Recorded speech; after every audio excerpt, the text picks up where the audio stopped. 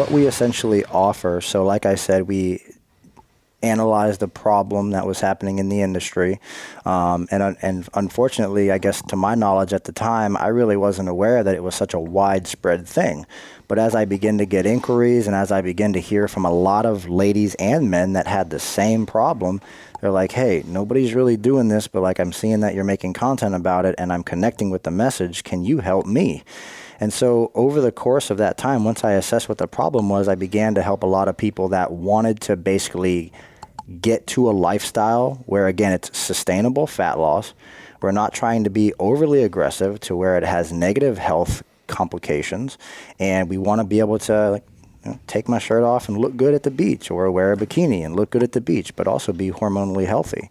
And so, that answering that question became pretty easy to me. That's how we started the whole Hey Coach thing, because we'd have a lot of people reaching out to us and saying, hey Coach, what do you do in this? Hey Coach, how do you do this? Hey Coach, what do you do that? And I said, well, why don't I just make the podcast, and why don't we just make videos and put all that stuff all over it.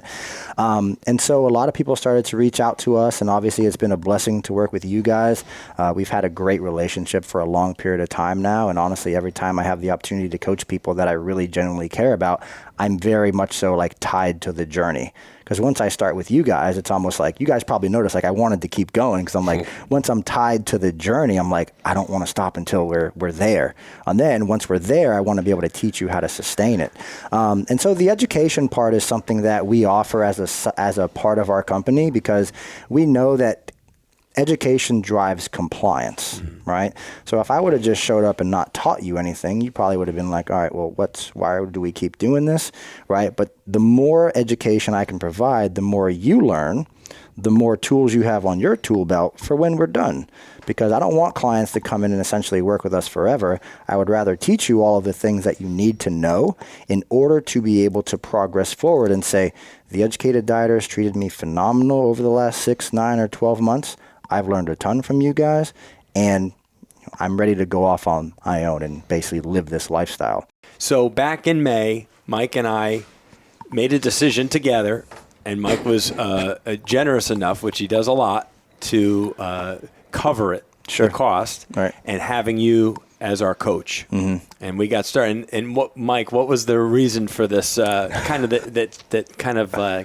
spurred this? There was a few things, but the big thing for me was there was a guys trip out in San Diego. One of our friends was putting together, and one of the activities was to go skydiving, and you had to be under 230 pounds to go. Right. And really, that was just something that half the guys were doing.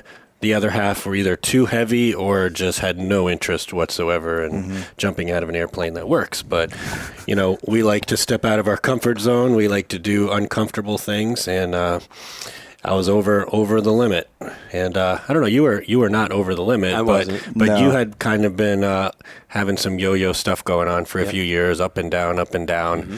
And, we tried a lot of stuff ourselves. I mean, we do this for a living. It's like we can handle it. But then I was like, let's get someone who really will give us some accountability, who knows what they're doing with a good track record. And we reached out to you, Will, and had a pretty aggressive goal where how long did we have before that trip? I think it was like 8. I think for you it was. I think it was around 8 to 10 weeks for Mike. So Mike started at 241, so he had to drop about 11 pounds in as healthy of a manner as possible in that duration of time. And I mean, I knew it was possible. You're a big guy, you have a lot of muscle. I knew it was possible, but I think we can do it in that amount of time. But I typically like to maybe go a little bit slower than that.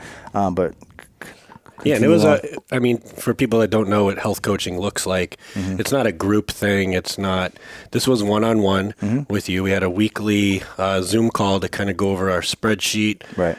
You can talk more about the process and what we did, but definitely a consultation, what was to be expected, what you needed from us. There's a spreadsheet counting our food, which neither of us had ever done before. And then weekly, really educating, which made this different. It wasn't just someone telling you what to do and you just do it. We were learning every week as we were going through this, to the point where whether we continue to coaching with you after we hit our goal or not, we had learned how to eat healthier and kind of maintain this goal weight that we had hit.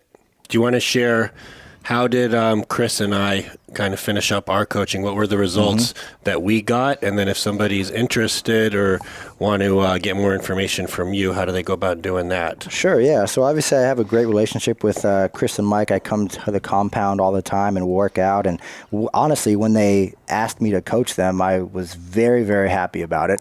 Like I said, I love coaching people that I genuinely care about. And throughout the journey, I thought it was great. I obviously could see the fact that, like, Chris's lifestyle was a bit more in control than Mike's maybe was. He was traveling all over the place. We had like 4 trips during the thing. Yeah. Masterminds and family trips and all that. But something that he reminded me of was that, hey, Will, we still hit the goal, right? Because like I said, I become kind of emotionally attached to whatever the goal is. And the goal was to get him down under 230 pounds so he could jump out of a plane, skydive, have a great time.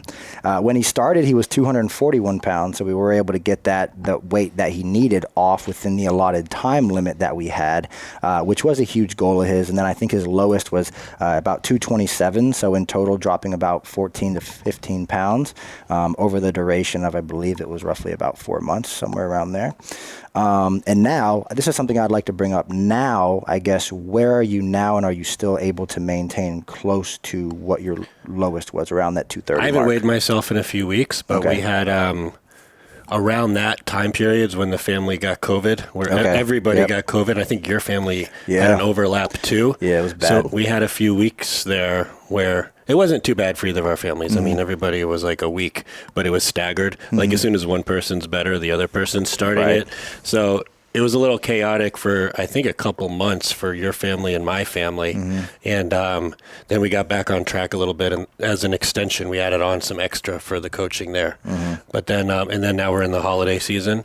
So I have not weighed myself in a few weeks, but I feel like maybe just a few pounds over there in the low 230s. Got it. And then I'd like to kind of buckle down again some more starting January. Yeah, so that's really what I care about, and that's why I ask, right, is because if we can get you down to a specific place, we're not trying to have you get down to that point and just kind of throw it all out the window. Like Mike said, if I learned anything, I need to eat more protein. I just need to monitor how much fat I'm taking in and monitor how many carbs I'm taking in, and still obviously work out, hydrate myself, watch how much caffeine I take in so that I can manage stressors the best as possible.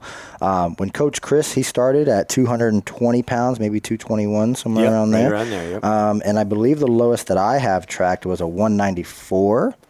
Yeah, I might even hit just below that, but it was probably just like one of those like crazy one morning I woke up, I was like 191 or 2 or something. I kind of remember 191 because we were talking about getting you into the 180s. And I was like, no, that's not going to happen, that's bro. Right. Yeah, so I mean, that would have been a 30-pound net loss, right? So I feel like it was really, for me, I think it was initially I was like under 205, under 205. Yeah.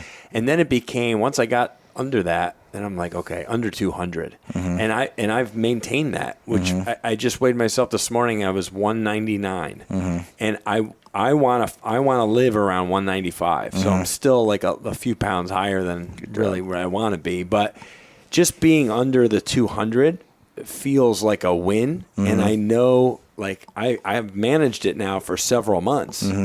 And for me, it's the accountability using that darn MyFitnessPal. Yeah. And there's a lot of apps out there, so I'm partial to that one because that's the one I used. I know there's other which good we tracking. were nervous about it too, and I just want to throw in that the thing scans every barcode. Yes. And you have the initial work once of entering the stuff you eat, but then it's sitting right there, and you just slide it over, and it wasn't as bad as I thought it was going to be. It was pretty easy. It's really easy, and it everything gives you serving sizes. Like, you weigh, like if I have chicken or some type of lean protein or whatever it is. Like, I got to kind of know how much it is, or I weigh it. Yep. And portion it out. But generally, it's really user friendly, and you can go back. I can go back as long as I don't let too much time go by. Like if I didn't track for the day yet, and it's like lunch or dinner, I can let me go back and put in what I've had today. Because I always have a pretty good idea of what I've eaten. Let me ask you guys a question. Do you feel like you gained the education that you needed from the work? Totally. I mean, we're both maintaining this, and we really, the big shift was eating more protein, cutting down those carbs and fat, less than what we were doing. I think we were more on like a high fat is okay kind of kick for a while. And when I got into powerlifting, it was just about the weight you're lifting, not the weight you weighed. And you could easily lose weight for a weigh-in. Right. So really, I think that threw me off for a while, because before I got into powerlifting, I was doing this kind of bodybuilding diet, which was lean proteins, healthy fats, and like moderate carbs. But then what I never knew about, I got back to that and realized that's where it's at.